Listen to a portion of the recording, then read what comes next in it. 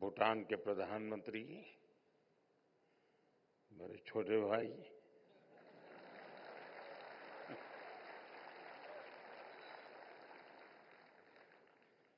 Fiji के deputy PM, Bharat के सहकारिता मंत्री Amit Shah, international cooperative alliance के प्रेसिडेंट, यूनाइटेड नेशंस के सभी प्रतिनिधिगण, दुनिया भर से यहां आए कोऑपरेटिव वर्ल्ड से जुड़े सभी साथी, देवी और सज्जनों,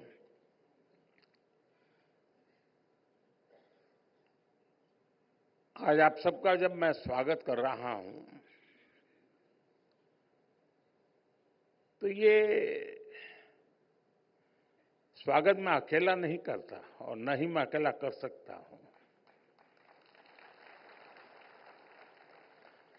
मैं भारत के करोड़ों किसानों, भारत के करोड़ों पशुपालकों, भारत के पशुपालकों, मछुआरों, भारत के 800,000 यानी 8 लाख से ज्यादा सहकारी संस्थानों, सेल्फ हेल्प ग्रुप से जुड़ी 100 मिलियन यानी 10 करोड़ महिलाओं और सहकारिता को टेक्नोलॉजी से जोड़ने वाले भारत के नौजवानों, सभी की तरफ से आपका भारत में स्वागत करता हूं।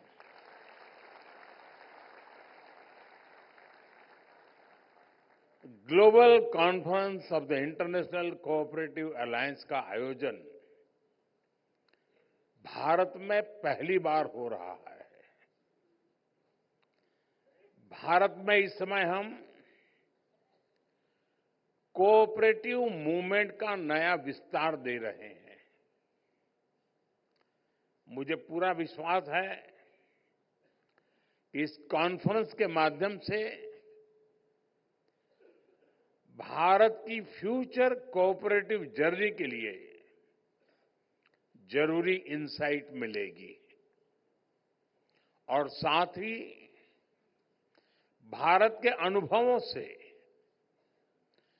ग्लोबल कोऑपरेटिव मूवमेंट को भी 21st सेंचुरी के नए टूल्स मिलेंगे, नई स्पिरिट मिलेगी। मैं यूनाइटेड नेशंस को भी साल 2025 को इंटरनेशनल ईयर ऑफ कोऑपरेटिव घोषित करने के लिए बहुत बहुत बधाई देता हूं। साथियों, दुनिया के लिए कोऑपरेटिव्स एक मॉडल है, लेकिन भारत के लिए कोऑपरेटिव्स संस्कृति का आधार है, जीवन शैली है। हमारे वेदों ने कहा है, संगच्छध्वम संवदध्वम, यानी हम सब एक साथ चलें, एक जैसे बोल बोले। हमारे उपनिषदों ने कहा, सर्वे संतु सुखिनः, यानी सभी सुखी रहे। हमारी प्रार्थनाओं में भी सह अस्तित्व ही रहा है। संग और सह, ये भारतीय जीवन के मूल तत्व है। हमारे यहां फैमिली सिस्टम का भी यही आधार है और यही तो कोऑपरेटिव्स का भी मूल है। सहकार के इसी भाव के साथ भारतीय सभ्यता फली फूली है। साथियों, हमारे आजादी के आंदोलन को भी सहकारिता ने प्रेरित किया है। इससे आर्थिक सशक्तिकरण में तो मदद मिली, स्वतंत्रता सेनानियों को एक सामूहिक मंच भी मिला। महात्मा गांधी जी के ग्राम स्वराज ने सामुदायिक भागीदारी को फिर से नई ऊर्जा दी। उन्होंने खादी और ग्रामोद्योग जैसे क्षेत्रों में सहकारिता के माध्यम से एक नया आंदोलन खड़ा किया और आज खादी और ग्रामोद्योग को हमारी कोऑपरेटिव्स ने बड़े बड़े ब्रांड से भी आगे पहुंचा दिया है। आजादी के इसी दौर में सरदार पटेल ने भी किसानों को एकजुट किया। मिल्क कोऑपरेटिव के माध्यम से आजादी के आंदोलन को नई दिशा दी। आजादी की क्रांति से पैदा हुआ अमूल आज टॉप ग्लोबल फूड ब्रांड में से एक है। हम कह सकते हैं भारत में सहकारिता ने विचार से आंदोलन, आंदोलन से क्रांति और क्रांति से सशक्तिकरण तक का सफर किया है। साथियों, आज भारत में हम सरकार और सहकार की शक्ति को एक साथ जोड़कर भारत को विकसित बनाने में जुटे हैं। हम सहकार से समृद्धि के मंत्र पर चल रहे हैं। भारत में आज 8 लाख यानी 800,000 सहकारी समितियां हैं। यानी दुनिया की हर चौथी सहकारी समिति आज भारत में है। और संख्या ही नहीं, इनका दायरा भी उतना ही विविध है, उतना ही व्यापक है। ग्रामीण भारत के करीब 98% हिस्से को कोऑपरेटिव्स कवर करती हैं। करीब 30 करोड़ 300 मिलियन लोग यानी दुनिया में हर 5 में से और भारत में हर 5 में से एक भारतीय सहकारिता सेक्टर से जुड़ा है। शुगर हो, फर्टिलाइजर्स हो, फिशरीज हो, मिल्क प्रोडक्शन हो, ऐसे अनेक सेक्टर्स में कोऑपरेटिव्स की बहुत बड़ी भूमिका है। बीते दशकों में भारत में अर्बन कोऑपरेटिव बैंकिंग और हाउसिंग कोऑपरेटिव्स का भी बहुत विस्तार हुआ है। आज भारत में लगभग 200,000 यानी 2 लाख हाउसिंग कोऑपरेटिव सोसाइटीज है। बीते सालों में हमने कोऑपरेटिव बैंकिंग सेक्टर को भी मजबूत बनाया है, उनमें रिफॉर्म्स लाए हैं। आज देश भर में करीब 12 लाख करोड़ रुपए 12 ट्रिलियन रुपीज कोऑपरेटिव बैंकों में जमा है। कोऑपरेटिव बैंकों को मजबूत करने के लिए, उन पर भरोसा बढ़ाने के लिए हमारी सरकार ने अनेक रिफॉर्म्स किए हैं। पहले ये bank reserve bank of India RBI के दायरे से बाहर थे। हम इनको आरबीआई के दायरे में लेकर आए। इन बैंकों में डिपॉजिट पर कवर के इंश्योरेंस को भी हमने प्रति डिपॉजिटर 5 लाख रुपए तक बढ़ाया। कोऑपरेटिव बैंकों में भी डिजिटल बैंकिंग को विस्तार दिया गया। इन प्रयासों से भारत सहकारी बैंक पहले से कहीं ज्यादा अधिक कॉम्पिटिटिव और ट्रांसपेरेंट हुए हैं। साथियों, भारत अपनी फ्यूचर ग्रोथ में कोऑपरेटिव्स का बहुत बड़ा रोल देखता है। इसलिए बीते सालों में हमने कोऑपरेटिव से जुड़े पूरे इकोसिस्टम की और उसे ट्रांसफॉर्म करने का काम किया है। भारत ने अनेक रिफॉर्म्स किए हैं। हमारा प्रयास है कि कोऑपरेटिव सोसाइटीज को मल्टीपर्पज बनाया जाए। इसी लक्ष्य के साथ भारत सरकार ने अलग से कोऑपरेटिव मिनिस्ट्री बनाई। सहकारी समितियों को मल्टीपर्पज बनाने के लिए नए मॉडल बायलॉज बनाए गए। हमने सहकारी समितियों को आईटी एनेबल्ड इकोसिस्टम से जोड़ा है। इनको डिस्ट्रिक्ट और स्टेट लेवल पर कोऑपरेटिव बैंकिंग इंस्टीट्यूशन से कनेक्ट किया गया है। आज ये समितियां भारत में किसानों को लोकल सॉल्यूशन देने वाले सेंटर चला रहे हैं। ये सहकारी समितियां पेट्रोल और डीजल के रिटेल आउटलेट चला रही हैं। कई गांवों में ये कोऑपरेटिव सोसाइटीज वाटर मैनेजमेंट का काम भी देख रही है।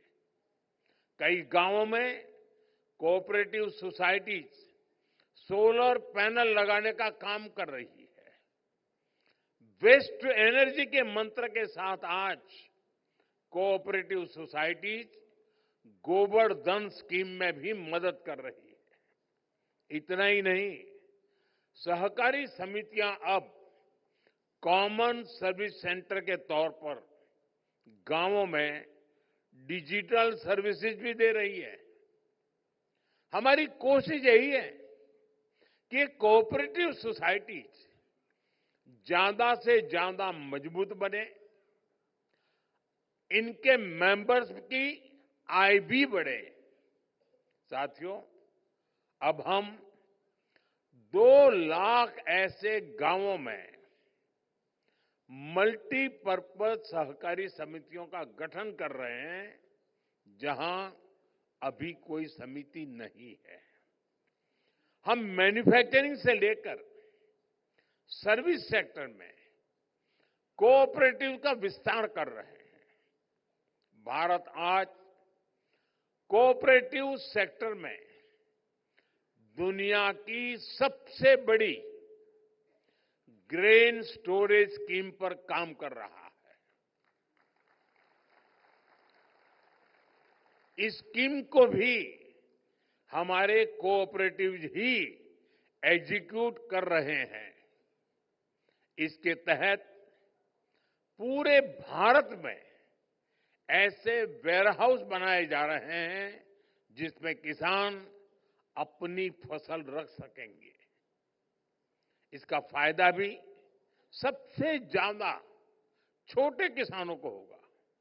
साथियों, हम अपने छोटे किसानों को एफपीओ यानी फार्मर प्रोड्यूसर ऑर्गेनाइजेशन के रूप में संगठित कर रहे हैं। छोटे किसानों के इन एफपीओ को सरकार जरूरी फाइनेंशियल सपोर्ट भी दे रही है। ऐसे करीब 9,000 एफपीओ काम करना शुरू कर चुके हैं। हमारा प्रयास है कि हमारे जो फार्म कोऑपरेटिव्स हैं उनके लिए फार्म से लेकर किचन तक, फार्म से लेकर मार्केट तक एक सशक्त सप्लाई और वैल्यू चेन बने। इसके लिए हम आधुनिक टेक्नोलॉजी का इस्तेमाल कर रहे हैं। हम open network for digital commerce ONDC जैसे पब्लिक ई कॉमर्स प्लेटफॉर्म से कोऑपरेटिव्स को अपने प्रोडक्ट बेचने का नया माध्यम दे रहे हैं। इसके माध्यम से हमारे कोऑपरेटिव्स सीधे कम से कम कीमत में कंज्यूमर को प्रोडक्ट डिलीवर करते हैं। सरकार ने जो जैम यानी गवर्नमेंट ई मार्केटप्लेस नाम का डिजिटल प्लेटफॉर्म बनाया है, उससे भी कोऑपरेटिव सोसाइटी को काफी मदद मिली है। साथियों, इस सदी में ग्लोबल ग्रोथ में एक बहुत बड़ा फैक्टर महिलाओं की भागीदारी का होने वाला है। जो देश, जो समाज जितनी अधिक भागीदारी महिलाओं को देगा, उतना ही तेजी से ग्रो करेगा। भारत में आज विमेन लेड डेवलपमेंट का दौर है। हम इस पर बहुत फोकस कर रहे हैं और कोऑपरेटिव सेक्टर में भी महिलाओं को बड़ी भूमिका है। आज भारत के कोऑपरेटिव सेक्टर में 60% से ज्यादा भागीदारी महिलाओं की है। महिलाओं के कितने ही कोऑपरेटिव्स आज इस सेक्टर की ताकत बने हुए हैं। साथियों, हमारा प्रयास है कि कोऑपरेटिव्स की मैनेजमेंट भी महिलाओं की भागीदारी उसमें बढ़े। इसके लिए हमने multi state cooperative society act में संशोधन किया है। अब मल्टी स्टेट कोऑपरेटिव सोसाइटी के बोर्ड में वीमेन डायरेक्टर्स का होना जरूरी कर दिया गया है। इतना ही नहीं, सोसाइटीज को और इंक्लूसिव बनाने के लिए वंचित वर्गों के लिए भी रिजर्वेशन की व्यवस्था की गई है। साथियों, आपने सेल्फ हेल्प ग्रुप्स के रूप में भारत के एक बहुत बड़े मूवमेंट के बारे में भी जरूर सुना होगा। विमेन पार्टिसिपेशन से विमेन एम्पावरमेंट का ये बहुत बड़ा आंदोलन है। आज भारत की 10 करोड़ यानी 100 मिलियन महिलाएं सेल्फ हेल्प ग्रुप्स की मेंबर्स हैं। बीते एक दशक में इन सेल्फ हेल्प ग्रुप्स को सरकार ने 9 लाख करोड़ रुपए, इन्हें 9 ट्रिलियन रुपीस का सस्ता लोन दिया है। इससे इन सेल्फ हेल्प ग्रुप्स ने गांवों में बड़ी वेल्थ जनरेट की है। आज दुनिया के कितने ही देशों के लिए ये महिला सशक्तिकरण का बड़ा मॉडल बन सकता है। साथियों, 21वीं सदी में अब समय है कि हम सभी मिलकर अब ग्लोबल कोऑपरेटिव मूवमेंट की दिशा तय करें। हमें एक ऐसे कोलैबोरेटिव फाइनेंशियल मॉडल के बारे में सोचना होगा जो कोऑपरेटिव्स की फाइनेंसिंग को आसान बनाए और ट्रांसपेरेंट बनाए। छोटे और आर्थिक रूप से कमजोर कोऑपरेटिव्स को आगे बढ़ाने के लिए फाइनेंशियल रिसोर्सेज की पूलिंग बहुत जरूरी है। ऐसे शेयर्ड फाइनेंशियल प्लेटफॉर्म्स बड़े प्रोजेक्ट्स की फंडिंग और कोऑपरेटिव्स को लोन देने का माध्यम बन सकते हैं। हमारे कोऑपरेटिव्स भी प्रोक्योरमेंट, प्रोडक्शन और डिस्ट्रीब्यूशन में भागीदारी करके सप्लाई चेन को बेहतर कर सकते हैं। साथियों, आज एक और विषय पर मंथन की आवश्यकता है। क्या ग्लोबली हम ऐसे बड़े फाइनेंशियल इंस्टीट्यूशंस बना सकते हैं जो पूरी दुनिया में कोऑपरेटिव्स को फाइनेंस कर सके।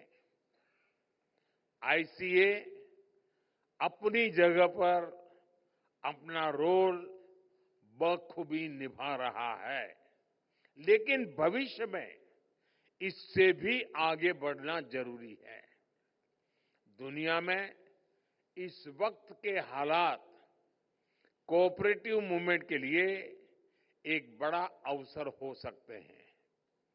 कोऑपरेटिव्स को हमें दुनिया में इंटीग्रिटी और म्यूचुअल रिस्पेक्ट का फ्लैग बैरियर भी बनाना होगा। इसके लिए हमें अपनी पॉलिसीज को इनोवेट करना होगा और स्ट्रेटेजाइज करना होगा। कोऑपरेटिव्स को क्लाइमेट रेजिलिएंट बनाने के लिए उन्हें सर्कुलर इकोनॉमी से जोड़ा जाना चाहिए। कोऑपरेटिव्स में स्टार्टअप्स को हम कैसे बढ़ावा दे सकते हैं, इस पर भी चर्चा जरूरी है, चर्चा की आवश्यकता लगती है। साथियों, भारत का ये मानना है कि कोऑपरेटिव से ग्लोबल कोऑपरेशन को नई ऊर्जा मिल सकती है। विशेष रूप से ग्लोबल साउथ के देशों को जिस प्रकार की ग्रोथ की जरूरत है, उसमें कोऑपरेटिव्स मदद कर सकती है। इसलिए आज कोऑपरेटिव्स के इंटरनेशनल कोलैबोरेशन के लिए हमें नए रास्ते बनाने होंगे, इनोवेशंस करने होंगे, और इसमें इस कॉन्फ्रेंस की बहुत बड़ी भूमिका मैं देख रहा हूं। साथियों, भारत आज सबसे तेजी से विकसित होने वाली इकोनॉमी है। हमारा मकसद हाई जीडीपी ग्रोथ के साथ साथ इसका लाभ गरीब से गरीब तक पहुंचाने का भी है। दुनिया के लिए भी ये जरूरी है कि ग्रोथ को ह्यूमन सेंट्रिक नजरिए से देखें। भारत का ये लक्ष्य रहा है कि देश में हो या फिर ग्लोबली, हमारे हर काम में ह्यूमन सेंट्रिक भाव ही प्रबल हो। ये हमने तब भी देखा जब पूरी मानवता पर कोविड का इतना बड़ा संकट आया। तब हम दुनिया की उस आबादी के साथ खड़े रहे, उन देशों के साथ खड़े रहे जिनके पास रिसोर्स नहीं थे। इनमें से अनेक देश ग्लोबल साउथ के थे, जिनके साथ भारत ने दवाएं और वैक्सीन शेयर की।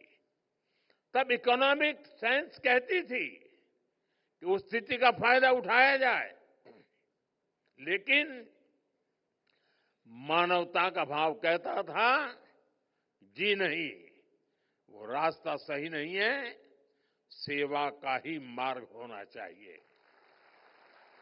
और हमने मुनाफा का नहीं, मानवता का रास्ता चुना। साथियों, कोऑपरेटिव्स का महत्व सिर्फ स्ट्रक्चर से, नियमों कानूनों भर से ही नहीं है। इनसे संस्थाएं बन सकती हैं, कानून, नियम, स्ट्रक्चर, संस्थाएं बन सकती है। उनका विकास और विस्तार भी शायद हो सकता है, लेकिन कोऑपरेटिव की स्पिरिट ये सबसे महत्वपूर्ण है। यही कोऑपरेटिव स्पिरिट ही इस मूवमेंट की प्राण शक्ति है। ये सहकार की संस्कृति से आती है। महात्मा गांधी कहते थे कि कोऑपरेटिव्स की सफलता उनकी संख्या से नहीं, उनके सदस्यों के नैतिक विकास से होती है। जब नैतिकता होगी तो मानवता के हित में ही सही फैसले होंगे। मुझे विश्वास है कि इंटरनेशनल ईयर ऑफ कोऑपरेटिव में इसी भाव को सशक्त करने के लिए हम निरंतर काम करेंगे। एक बार फिर मैं आप सभी का अभिनंदन और बहुत बहुत शुभकामनाएं देता हूं। ये 5 दिन का समिट अनेक विषयों पर चर्चा करके इस मंथन से वो अमृत निकलेगा जो समाज के हर वर्ग को, दुनिया के हर देश को कोऑपरेटिव के स्पिरिट के साथ आगे बढ़ाने में सशक्त करेगा, समृद्धि देगा। इसी एक भावना के साथ मेरी आप सबको बहुत बहुत शुभकामनाएं हैं। धन्यवाद।